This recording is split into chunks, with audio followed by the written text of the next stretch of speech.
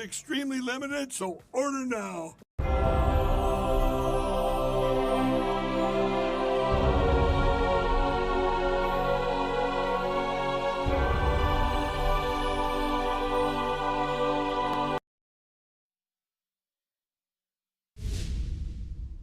Welcome to NTD Newsroom. I'm Kevin Hogan. Today is the anniversary of the Tiananmen massacre in 1989. The House Select Committee on the Chinese Communist Party is holding a press conference to highlight the CCP's ongoing repression and stand with those fighting for freedom in China today. President Trump's 50% tariffs on steel and aluminum went into effect today. An update on the ongoing trade negotiations and what Trump says about Chinese leader Xi Jinping. President Trump is urging Federal Reserve Chair Jerome Powell to cut interest rates. That follows data showing U.S. private employers added the fewest number of workers in more than 2 years in May. The Secretary of the Army asked lawmakers for help. He wants to speed up transformational changes within the armed forces to meet security challenges from the Chinese Communist Party. President Trump speaks to Russian President Vladimir Putin by phone. Putin says Russia will have to respond to Ukraine's recent large-scale drone attack against its bomber fleet.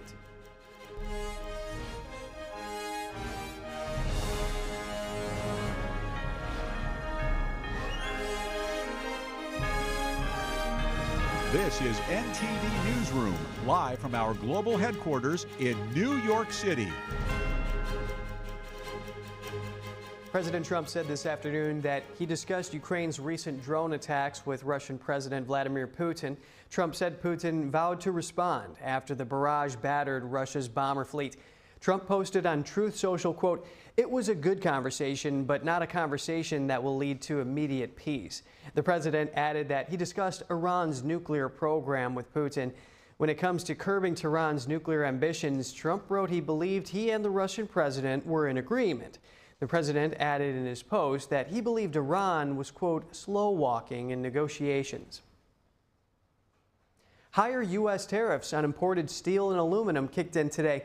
President Trump signed a proclamation yesterday that put into effect his announcement from last week when he said he would double the levies from 25% to 50%. White House economic advisor Kevin Hassett said the move came after analysis showed the steel industry needed more help. The increase will apply to all trading partners except the UK, which is the only country to have struck a trade deal with the US.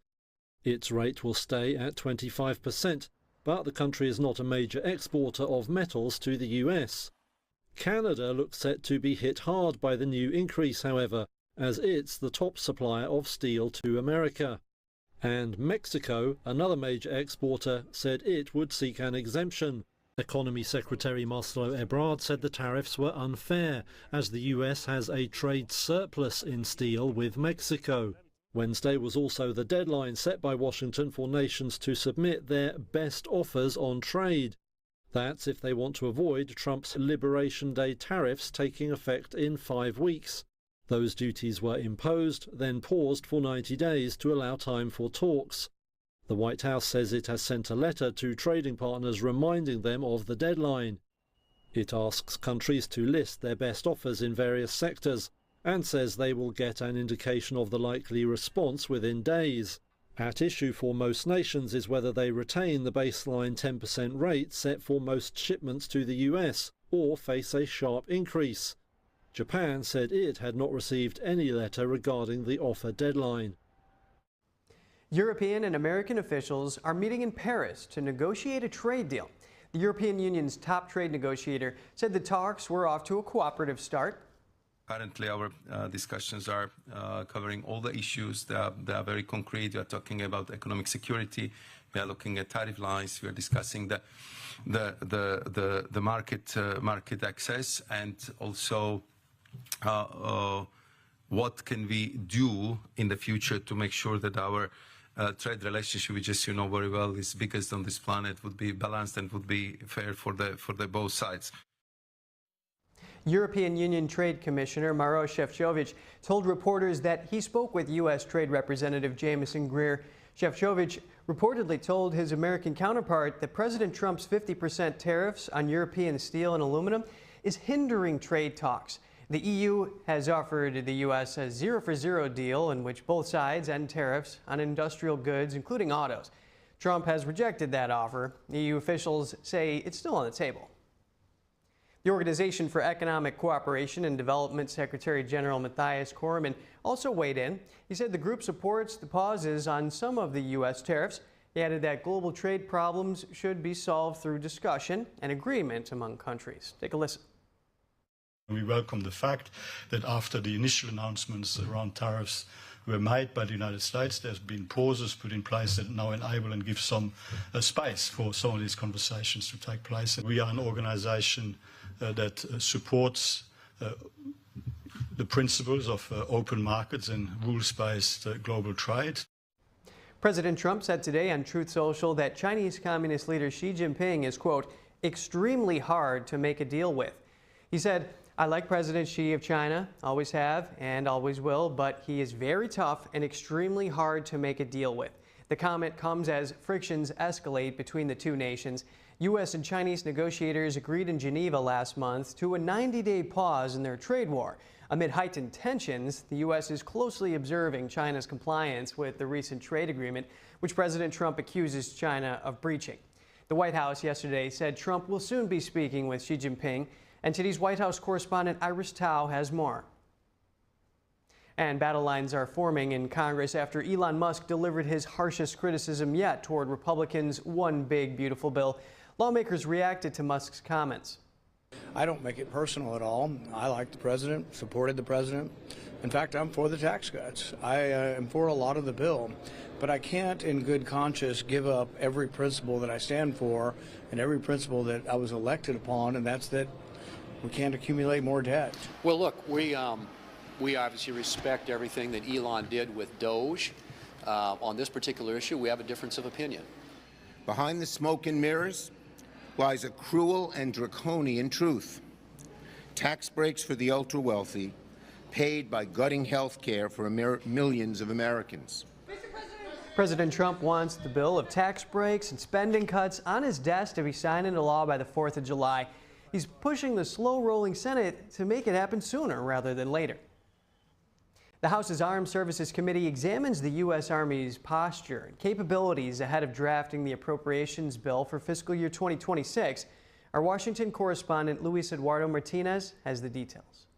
We keep funding things that the military no longer uses or needs, and so I think it's a much-needed conversation, and we're ready to work together in a bipartisan way to make our Army more efficient. Do you agree that Congress has for years been appropriating funds for things that the Army doesn't need, and would you want to see that changed? Yes, Congress is lazy. We need to be more efficient what we spend money on, and too often we keep spending money on programs just because we always have, not because it's what we need right now. So I think the transformation would be crucial. Democrats and Republicans agreed that Congress has failed to address the budgetary issues that the Army faces. The idea that China is our primary challenge, I agree with, but that challenge is global. It's not just in Asia. China's active everywhere in the world. This is a global competition. Congress has not gone through a full appropriations process since 1997 and has heavily relied on continuing resolutions. Well, we need to understand we're in the 21st century and that technologies are developing in a more rapid pace than our defense acquisition process. The United States government in the acquisition process has to start operating at the speed of business, not the speed of government, or we will not win the next war. The Army's transformation initiative, directed by Secretary of Defense Pete Hegseth, seeks to eliminate obsolete programs from the Army's budget, like the Apache helicopter, the Humvees, and the M10 Booker tank. I mean, this is always a tricky balance, right? And I tell folks, it's not just about the top-line spending, it's how is that money being deployed. And I will always come back and focus on the people wearing the uniform, their families, and making sure that we're taking care of their quality of life. Despite the challenges, lawmakers also celebrated the Army's achievements this year. That the Army met the recruiting goals 4 months early. And you know why? Donald Trump is the president and Pete Hegseth is SecDef. For the first time ever, the White House's budget request for the Department of Defense for fiscal year 2026 exceeds $1 trillion. Reporting from Washington, D.C., Luis Eduardo Martinez, NTD News. The House Select Committee on the Chinese Communist Party is holding a press conference marking the anniversary of the Tiananmen Square massacre. Let's tune in. Later today, many members of this committee will call on Washington, D.C. to end its sister city relationship with Beijing, a symbolic but important step in rejecting CCP propaganda and standing with the people of China, not its oppressors. Congress is united on that message. We will continue to expose the CCP's abuses, support those working for freedom, and ensure that the world never forgets what happened in Tiananmen Square. Thank you, and I'll now hand the mic to my colleague and our ranking member, Raja Krishnamurthy. Raja? Thank you. Thank you.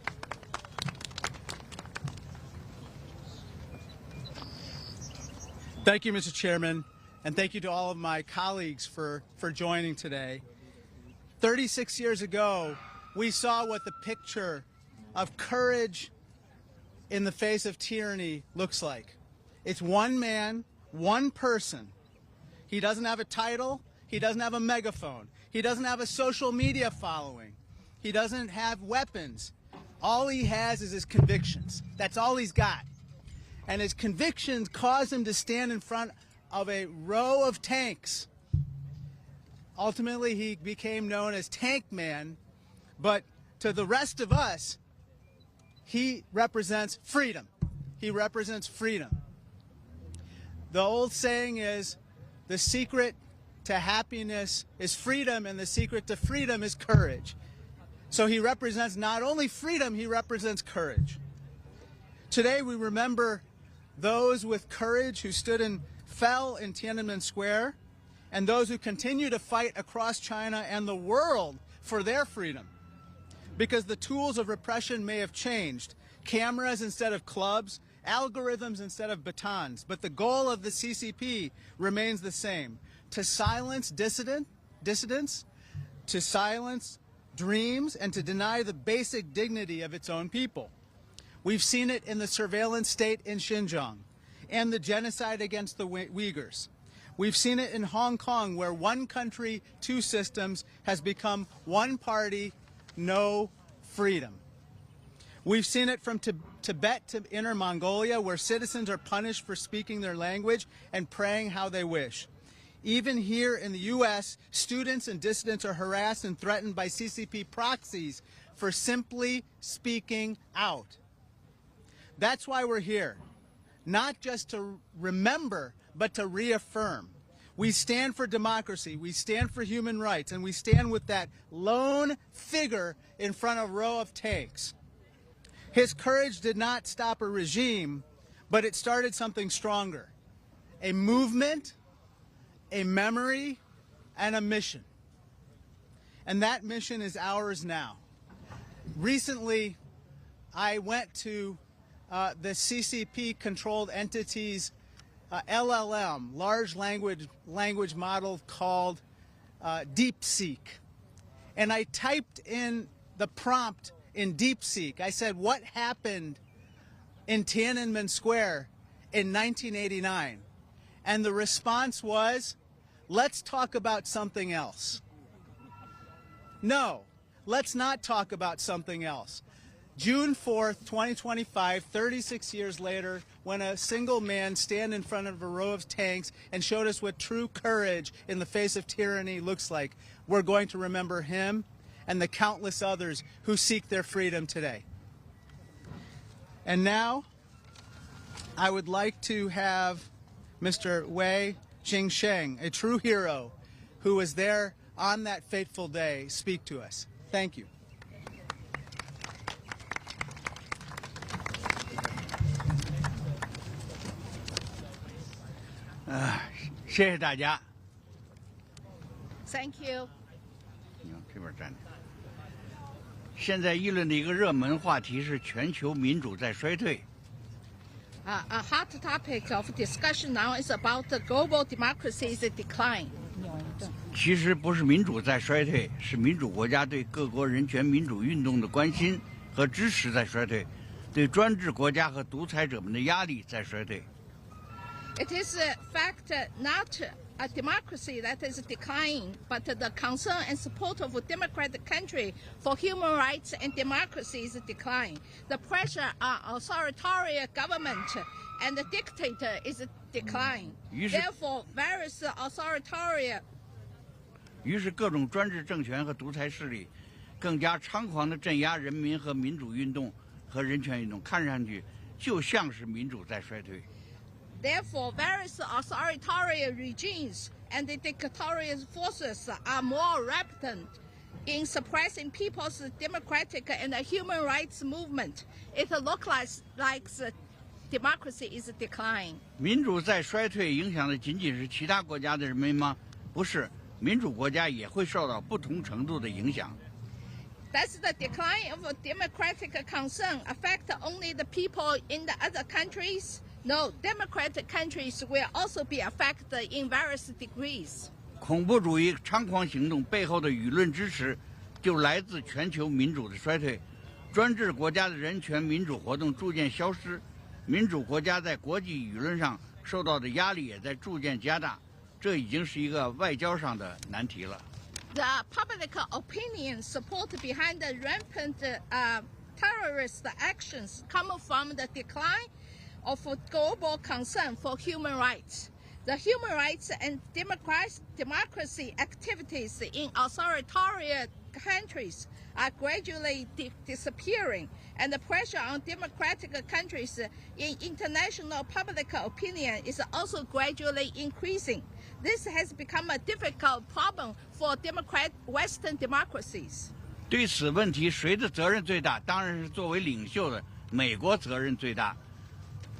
So what is the most responsible for the problem? Of course, the United States, as a leader, has the greatest responsibility. 值此6·4天安门大屠杀36周年的纪念活动，我呼吁美国重新把人权外交提高到重要的议程，加大对各国人权民主运动的支持。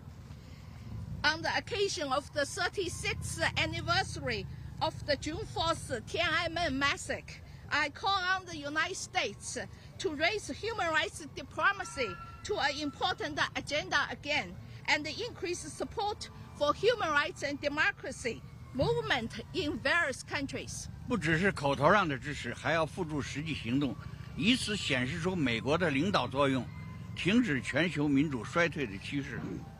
Not just verbal support, but also putting in practical actions. This action will demonstrate the leadership of the United States and stop the trend of global democracy decline. 谢谢在场的朋友们，希望把这个信息传达到更多的政治家和人民。Thank you all for the friends present. I hope this message can be conveyed to more politicians and people. Thank you. Thank you.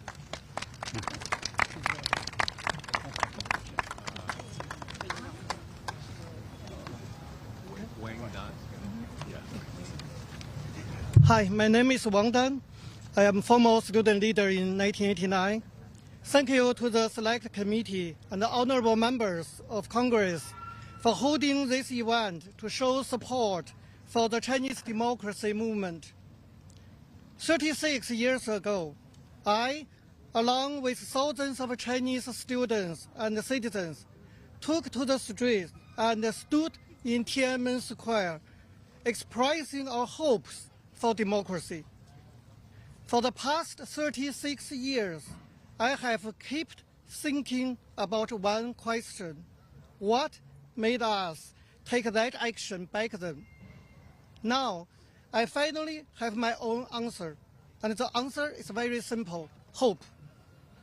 Yes, we stood up because we had great hope for our country, for our society, and for the future of democracy. It was hope that brought us to the streets. If the Tiananmen democracy movement left behind any legacy, one of them is this: hope. 36 years has passed. China has changed a lot. One of the deepest and most serious change is that many Chinese people have lost hope on their country, in their society, and in the future. Some even feel completely hopeless. That is why so many have chosen to leave. But I believe that today, as we remember the 1989 movement, we want to tell the world, if we give in to despair, we give up everything. Only if we hold on to hope can China have a future and democracy have a chance. I believe the United States, as a leader of a free world, has a moral responsibility. I call on the United States to send a strong and clear message to the Chinese people that America wants to see a democratic China, that America support the Chinese people's right fight for democracy, and that America stand with the people of China, not with the Chinese Communist Party. Such a message, I believe, would greatly inspire the Chinese people and help them to rebuild hope. And as a side, hope is the true driving force of any democracy movement. Thank you.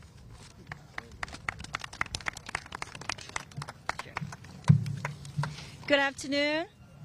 I want to thank Mr. Wei Jingsheng and Mr. Wang Dan for joining us and sharing your story as you stood on that Tiananmen Square and being, peacefully protesting for freedom, democracy, fighting to crack down on the government corruption, only to be met with the harsh military crackdown. And you saw many of your colleagues being taken and being murdered. That was truly a Tiananmen Square massacre that happened 36 years ago. And so I want to thank the members of the media for covering this event today.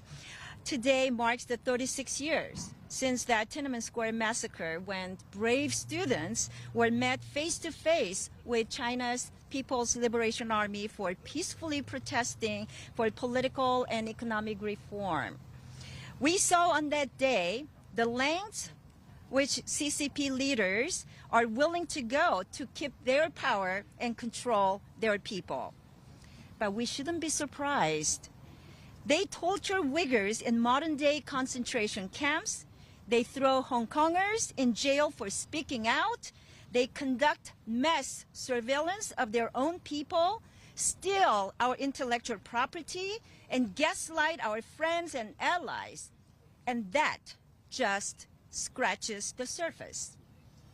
And the fact that they deny Tiananmen Square to this day is even more telling. We must take their words and actions as they are, push back against their human rights abuses, and support freedom and human rights around the world. I want to send a message that our hearts remain with the victims, and their legacy reaffirms our fight to uplift those still trapped under CCP oppression.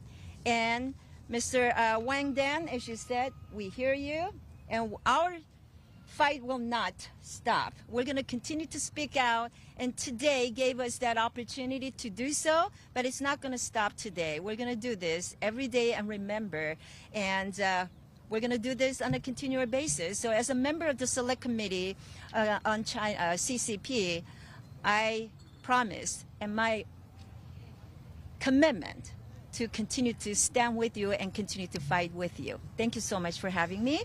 And I next bring up my colleague, Representative Dunn, to speak. Well, thank you all for being here on the 36th anniversary of Tiananmen Square. What you see behind you is the best of America. It's not Republican or Democrat. There are people who believe in the voice of democracy, both those who are first generation and those who have been here for generations before. But what it is perhaps best at reflecting is the opposite of what Communist China has perpetrated on its own people. It's not just the Uyghurs inside China who have been oppressed by the CCP, those in Tibet or those in Hong Kong. It is people the world over who fall victim to this type of regime that has only its own power as its only priority. Just today, Kash Patel, the head of the director of the FBI, highlighted multiple individuals who came into the United States perpetrated by communist China to enact biowarfare on the United States. Agroterrorism, as it's called, using students to leverage their research here in the United States against U.S. crops. Now, I'm just a farm kid from Iowa, but we have seen this time and time again. As an intelligence officer, and then as a counterintelligence officer who operated inside China, I saw this firsthand. But I saw it first in the farm fields of Iowa, where Chinese operatives came to the United States to literally steal corn out of the ground to thieve our intellectual property. Today, the Chinese Communist government uses that to steal the intellectual property of thousands of companies across the globe, including 3 major cyber attacks here on the United States. What this committee does is a reflection of what these individuals have been doing for decades, standing up and calling out China at every step. But the good news is there is a bright future, both for America and for the people of China. The bravery that was shown 36 years ago in the face of communist tanks is the same bravery that resides in China today. And it's the same fortitude we continue here in the United States. I know that working together, we have the opportunity not only to bring down communist China, but to bring up democratic-loving people around the world. With that, thank you for the committee, thank you to our chairman, and I'm proud to bring up a Democrat colleague from California, Mr. Rokon. Oh, sorry. Aloha, everyone. Not Ro. Congresswoman Jill Tokuda from Hawaii's 2nd Congressional District. 36 years ago today, tanks rode through Tiananmen Square, but what shook the world wasn't the bloodshed or the gunfire. It was the people, ordinary individuals, unarmed but unstoppable, standing shoulder to shoulder with a simple call that echoes and resonates to this day.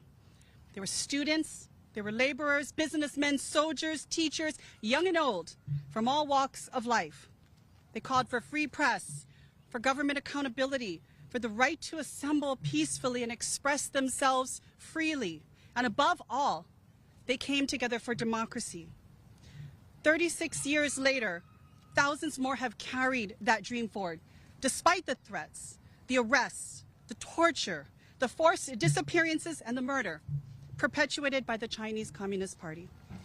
They fight on because that dream of democracy, that desire for freedom, is not bound by class or caste. It's neither granted nor taught.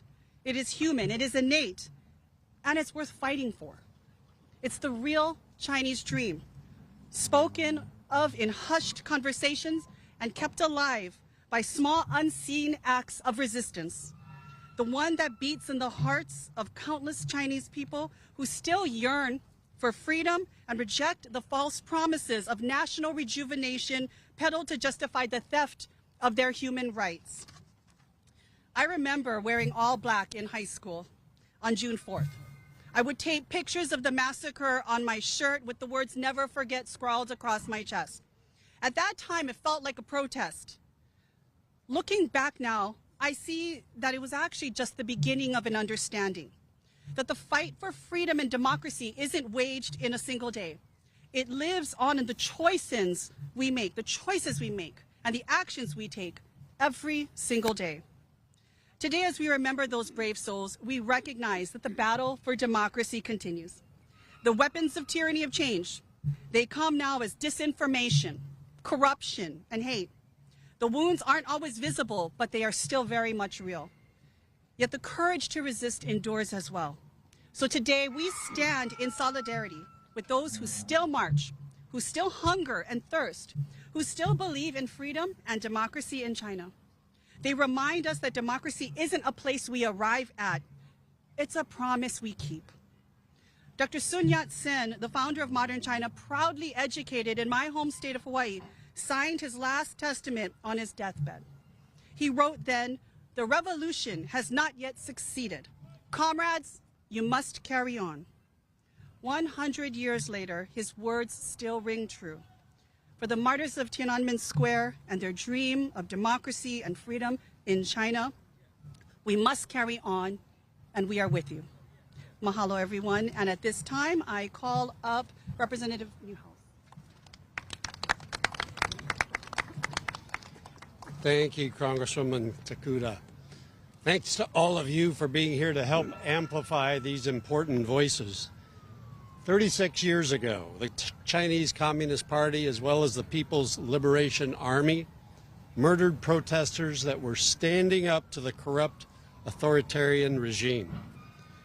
While we remember those that were lost in that tragedy, we cannot turn a blind eye to the fact that the CCP refuses to acknowledge the reality of the events on that day. They censor, they distort, they impose punishment on those that have the courage to speak the truth. This is the same CCP that uses fear and aggression to spread its influence across borders and across oceans, that stifles dissent and tightens its authoritarian grip on those in China that dream of a better world for themselves and for their families. The United States has a long history of setting example for others, an example that represents everything opposite of regimes like the CCP. That is why that we as policymakers and Americans must remain steadfast in our responsibility to be a beacon of freedom and liberty throughout the entire world. So I want to thank my colleagues, the members of the committee. I want to thank the people behind me and those that aren't here that are standing up for freedom in China. And I want to thank them for helping to shed light on the CCP's deception and gathering to remember the tragedy of Tiananmen Square. Thank you. And now I'd like to introduce Mr. Bilirakis of Florida. Yes, thank you, sir. Appreciate it very much. Thank you. I'm Gus Bilirakis from the great state of Florida. Today we gather to remember the events of June 4th, 1989, a day that continues to resonate as a powerful testament to the human spirit's unyielding demand for dignity, freedom, and justice. 36 years ago in Tiananmen Square, thousands of students, workers, and everyday citizens stood together in peaceful protests, calling for democratic reform and greater political transparency in China. Armed only with their ideals and the courage to speak truth to power, they faced a government that refused to listen, unfortunately.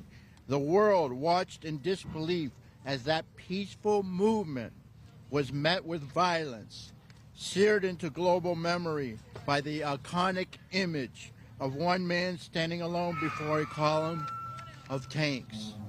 Today, we honor the memory of those who lost their lives and the voices that were silenced. We also pay tribute to all who continue to speak out for freedoms in China and around the world, often at immense personal risk. Remembrance itself is an act of resistance. To remember is to proclaim, this happened. These lives mattered. Their dreams still matter. Sadly, the Chinese Communist Party continues to repress its own people and to ignore international law.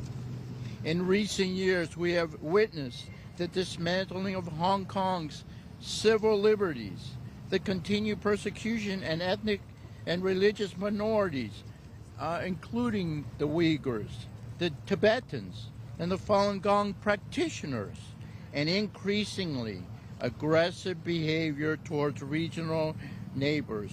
China has violated international treaties, encroached upon sovereign borders at sea and on land, and engaged in deathly skirmishes, including the Indian frontier. Most egregiously, it has silenced whistleblowers and concealed critical information in early stages of the COVID-19 pandemic, actions that had devastated global consequences. China must be held accountable for these violations. Throughout history, humanity has encountered many faces of injustice. Our brightest moments as an international community have come when we stood united against tyranny and repression. Our darkest hours have come when those who knew better chose silence over action, allowing injustice to spread unchecked. America must remain a beacon of principled leadership, grounded in the defense of human rights and democratic values. If we fail to speak out against the CCP's abuses, we abandon that responsibility and risk the erosion of the moral foundations of civil society. So today, on the anniversary of the Tiananmen Square tragedy, I am proud to stand not only in remembrance, but in resolve to speak truth, to defend human dignity, and to affirm that even in our darkest hours, hope for a freer, more justice world endures. Thank you.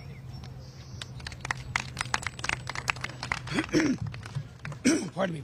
My name is Chris Smith. I am co-chairman of the Congressional Executive Commission on China, and I thank you all for being here and for staying and to follow so many very eloquent speakers that have preceded me. You know, in early 1994, I met Wei Jingsheng in Beijing after the CCP briefly released him, only to be rearrested. He was such a high-value political prisoner that they thought they might get Olympics 2000 by releasing this amazing human rights champion.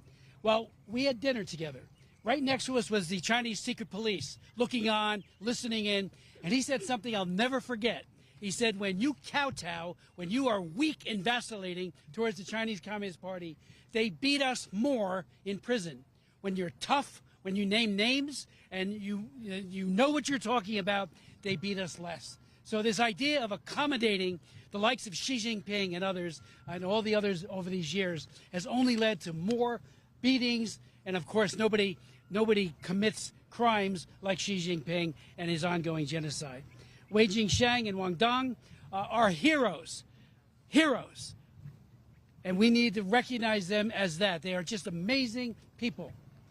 We all remember 36 years ago, as all of us watched with hope, and I think Wang Dong hit it so well. You know, there is still hope. It's taken hits, but there is still hope that democracy will emerge and respect for human rights. Mothers lost sons, fathers lost daughters, and China lost, at least for a time, a very, very idealistic generation, but that has not gone away. It continues to this day. We remember this date each year because it's too important to forget, but also because it's too dangerous to recognize this date in communist China. Either you stand with the tank man or you stand with the tank. There is no middle ground. I remember when Xia Tian, the butcher of Beijing, was invited by the White House in the mid-1990s and was given a 19-gun salute, went to the Army War College. Here's the guy that was the operational commander for Tiananmen Square massacre. And he says to a group of officers who asked, how many died at Tiananmen Square? He said, no one. Within 2 days, I put together an emergency hearing. We had all these Chinese dissidents, Time magazine correspondents, who proved that was an absolute lie, and they continue that lie to this day. We invited Xia Tian to come and testify. We had an empty chair because he never showed up. Let me just say briefly, you know, several of the colleagues talked about how important it is that we take action.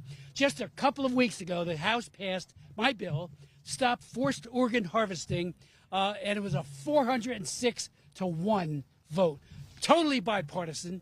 And we're saying, stop what you're doing to these mostly Uyghurs and Falun Gong practitioners, average age 28, where when you need something for the market, because it's a billion-dollar industry, you find that person, kill them, take 2 to 6 of their organs, and then sell them to that person. This would criminalize that in a very, very serious way, up to 20 years in prison for anybody who's part of that supply chain.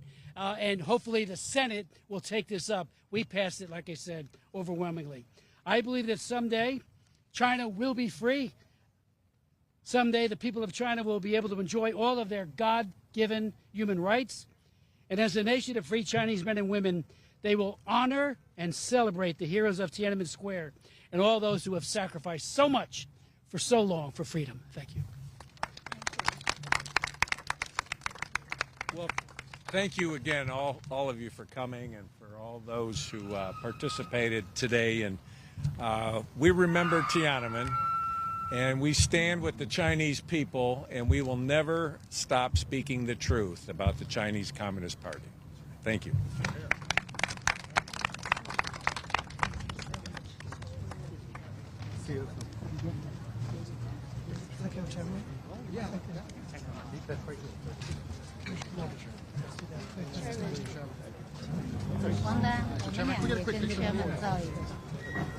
Oh yeah, I can take it.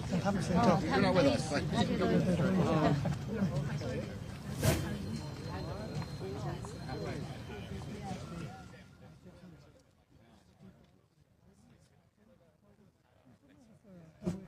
That was lawmakers and people present at the Tiananmen Square massacre speaking about the horrors of that day and the resolve to bolster human rights in China and across the world. And meanwhile, demonstrators in Hong Kong are marking the 36th anniversary of the 1989 massacre. Tensions are high with activists and bystanders facing police pressure. Pro-democracy activist Leo Yuk Lin was escorted away by police. Hundreds of police officers were stationed around Victoria Park, once the site of annual vigils that drew tens of thousands. Today, police tents were set up near the park. A few students holding white flowers were stopped and searched. The U.S. consulate in Hong Kong and Macau displayed LED candles in its windows to commemorate the anniversary. NTD will broadcast special coverage today, taking a closer look at U.S.-China trade relations and commemorating the June 4th, 1989 Tiananmen Square massacre. Here's a preview. As world markets watch the current trade truce between the U.S. and China, talks of China opening up are cropping up again. It's a phrase with echoes in the past. What happened the last time major calls for economic reform, even government reform, rang out inside China? What took place that fateful day that is still remembered around the world but silenced inside China? Join us to see if global trade is under the shadow of 1989, only on NTD.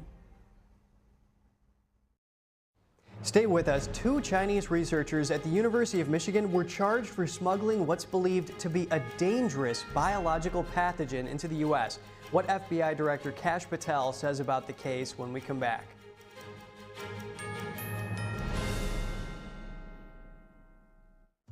Say goodbye to harsh, bitter coffee and hello to a delicious, smooth brew. With specialty quality beans, expertly roasted in-house, you'll taste the difference with every sip. Fermented with a blend of 50 enzymes, Dave's Coffee delivers a rich brew like no other. Made with the highest grade specialty beans available, you're sure to taste the difference. Elevate your morning with Dave's enzyme fermented coffee.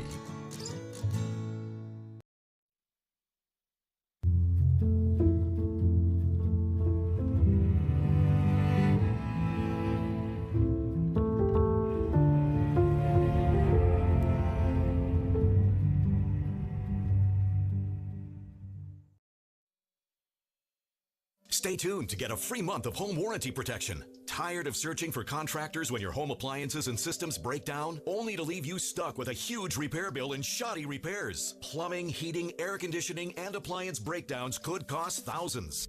Hi, I'm Ty Pennington, here for Choice Home Warranty. They protect my home from expensive repairs, and they can do the same for you. No matter if it's your refrigerator, plumbing, or more than 20 other home systems and appliances, Choice Home Warranty has saved millions of homeowners a whole lot of money. For a low monthly fee, you get their nationwide network of trusted local technicians with plans that cover repairs and replacements done quickly and the right way. I would recommend anyone who is listening to this to call Choice Home Warranty up. It eliminates anxiety, frustration, and it saves you money. Don't let an appliance or home system break the bank, leaving you stressed. Call Choice Home Warranty before that happens and get your first month free. Plus, call in the next 5 minutes and we'll give you free limited roof leak coverage. That's a $70 value, free. Just call now. No more headaches searching for technicians. No more budget-breaking chaos. Just a peace of mind of having Choice Home Warranty at your service. I trust Choice Home Warranty with my home, and you should too. Year after year, Choice Home Warranty is recognized as the nation's top home warranty and has thousands of 5-star reviews from real homeowners. Experience real budget protection and call Choice Home Warranty now. Stop throwing money down the toilet chasing contractors. Call Choice Home Warranty now and save big with their special offer of your first month free and free limited roof coverage. Don't wait another minute. Call now. Call Choice Home Warranty for your free personalized quote and to get your first month free. Call in the next 5 minutes, and as our special offer, you'll receive free limited roof coverage. That's over $100 in savings. This offer won't last long. Call now to lock in your rate and save big. Call 800-216-9114, 800-216-9114.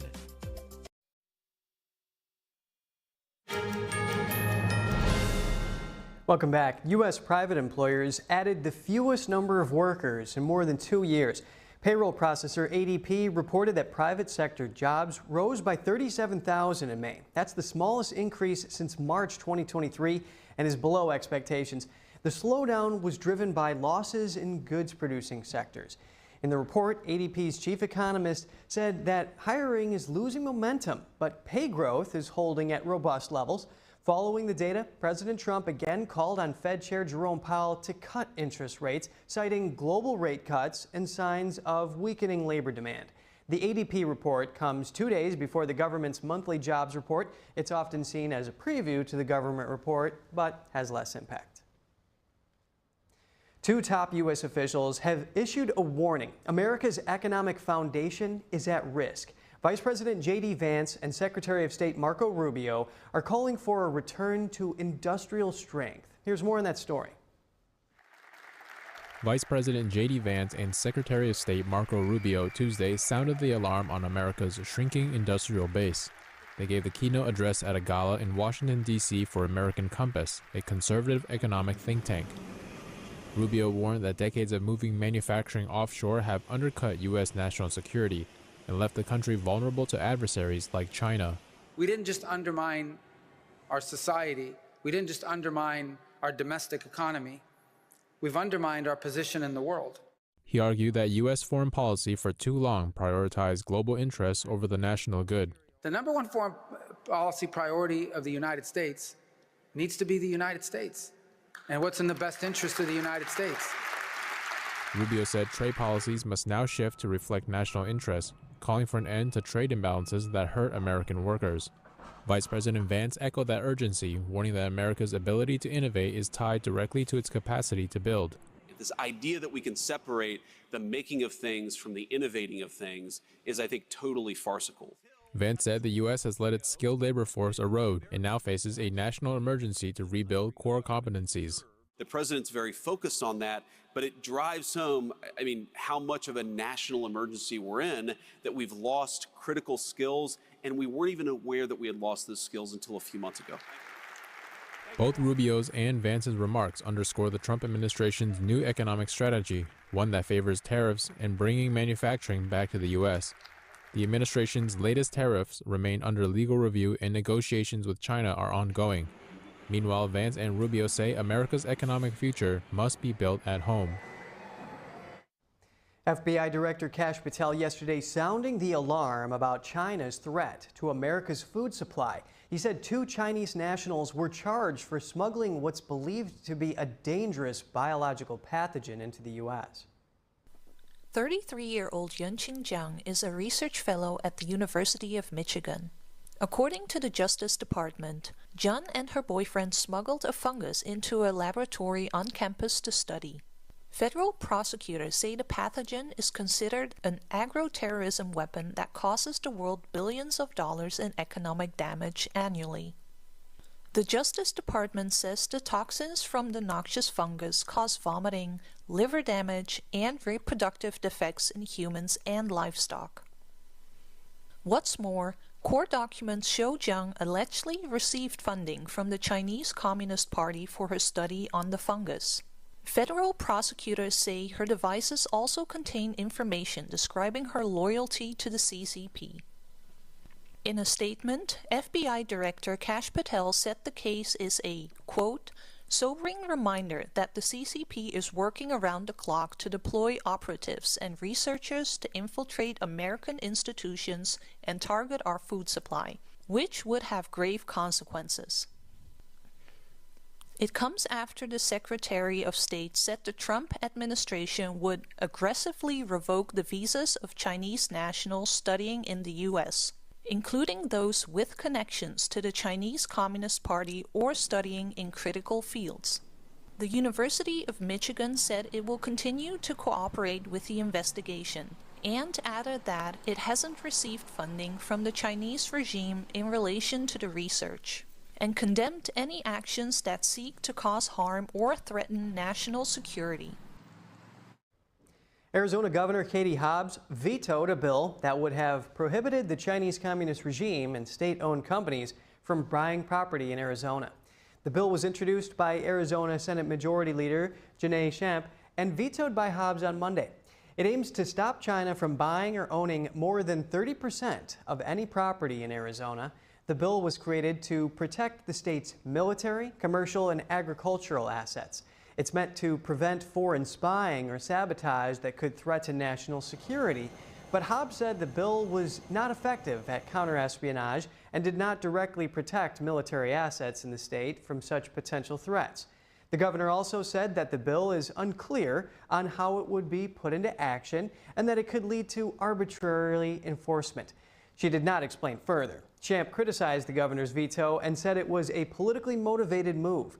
She said that Arizona's future could be at risk if Hobbs keeps making similar decisions. Defense Secretary Pete Hegseth has ordered the Navy to rename a ship named after Harvey Milk. He was one of the first openly gay elected officials in the U.S. The move was first reported by the Military Times, which obtained a memo from the Secretary of the Navy's office.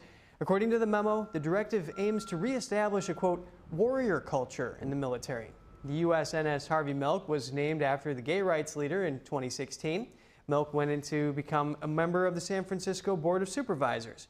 He was killed by a former city supervisor in office in 1978. Critics, including Congresswoman Nancy Pelosi and Governor Gavin Newsom, are calling the decision shameful and an attempt at erasing Milk's legacy.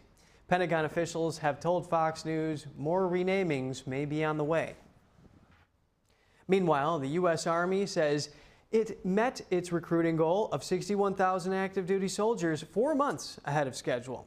It's a sharp turnaround after years of shortfalls, and the Army is crediting both new recruitment initiatives and a renewed sense of patriotism among America's youth. Army officials point to higher bonuses, a new prep course and for recruits, and an updated recruiting force as key drivers of the rebound. The Trump administration has also taken credit, saying the surge reflects growing enthusiasm for military service under new leadership. President Trump and Defense Secretary Hegseth credit the uptick to ending DEI-focused policies. With several months still left in the fiscal year, officials say new recruits will help build momentum heading into 2026. California is planning to remove ultra-processed foods from school meals. The California State Assembly yesterday moved to pass a bill to remove the food that they deem harmful. The legislation requires defining ultra-processed foods are most detrimental to human health by July 1st, 2026.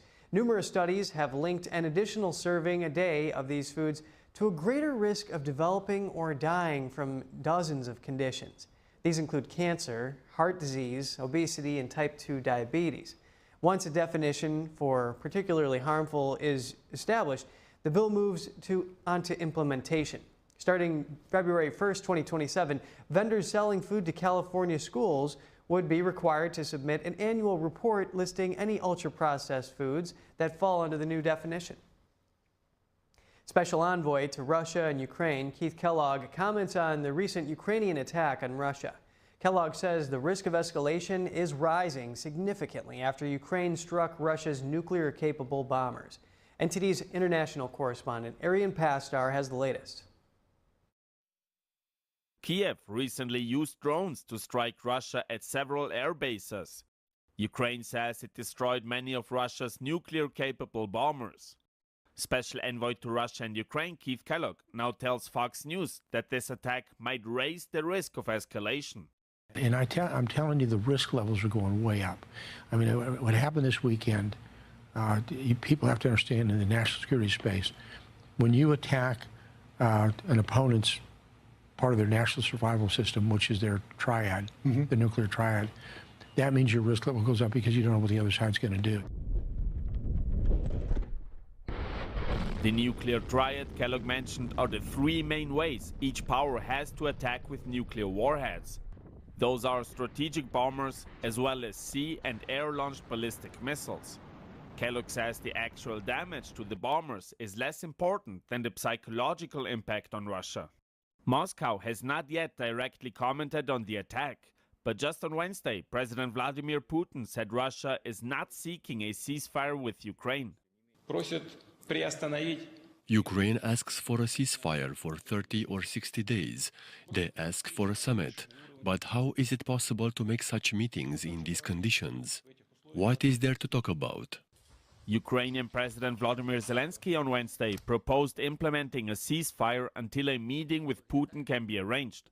Ukraine has proposed many ceasefires ever since Russia invaded Ukraine. Zelensky also often mentioned that he's open for talks with Russia. Most of Ukraine's offers have been denied throughout the conflict. Arian Pastar, NTD News. President Trump said this afternoon that he discussed Ukraine's recent drone attacks with Russian President Vladimir Putin. Trump said Putin vowed to respond after the barrage battered Russia's bomber fleet. Trump posted on Truth Social, quote, "It was a good conversation, but not a conversation that will lead to immediate peace." The president added that he discussed Iran's nuclear program with Putin. When it comes to curbing Tehran's nuclear ambitions, Trump wrote he believed he and the Russian president were in agreement.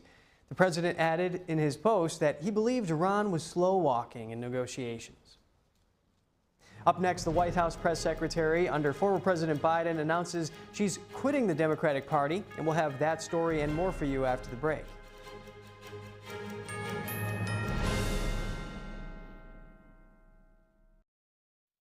Supermodel Cindy Crawford doesn't just walk the red carpet, she rocks it. At 58, she steals the show and wows the press. Hollywood Life exclaims, Cindy Crawford has never lost her stunning glow. While Page 6 raves, she's still as gorgeous as ever. What is Cindy's secret? It's meaningful beauty. And now with new advanced formulas, it's better than ever. Watch as the appearance of lines and wrinkles are diminished in just weeks. It's no wonder everyone's talking about meaningful beauty. My makeup artist said, your skin has been looking great lately. What products are you using? And I said, I'm using Meaningful Beauty. And she said, really? I've tried Meaningful Beauty before. I love those products. And then the other lady down in the trailer said, I use Meaningful Beauty. I love it. Our new and improved formulas deliver age-defying ingredients even deeper into the skin where wrinkles begin. And this brand new offer is Cindy's most exciting ever. Because when you order, you'll get Cindy's exclusive Super Brightening Duo, a $120 value absolutely free. First, you'll get 60 of our Revive and Brighten eye masks, the celebrity secret that visibly smooths, awakens, and restores the area around your eyes. Next, discover the power of our Vitamin C Biphase Brightening Oil for an immediate boost of glamour and glow. I'm not ashamed to say I am 53 years old. Thank you, Cindy. The total effect of this free gift package? A red carpet ready complexion. Get all this, a $300 value for just $49.95. But you must act quickly. Results guaranteed or your money back. So make the call or go online now and put yourself on the path to the most beautiful skin of your life. Trust me, it's worth it. This special offer is not available anywhere else, so don't delay. Scan the code, go to meaningfulbeauty.com, or call the number on your screen now. To celebrate our newest launch, Rev 7, I'm bringing you an amazing introductory offer, plus an exclusive overstock sale that you're not going to want to miss. Rev 7 is our premium energy drink that tastes great and gives you energy all day with no jitters and no crashes. That's because there's no sugar and no caffeine. I'm so sure you're going to love Rev 7 that for a limited time you can try our 3-pack absolutely free. Or check out our Percale bed sheets. I can't believe I'm even going to say this. Every color, every style, every size, only $29.88. So go to mypillow.com or call the number on your screen. Use your promo code to save 20%.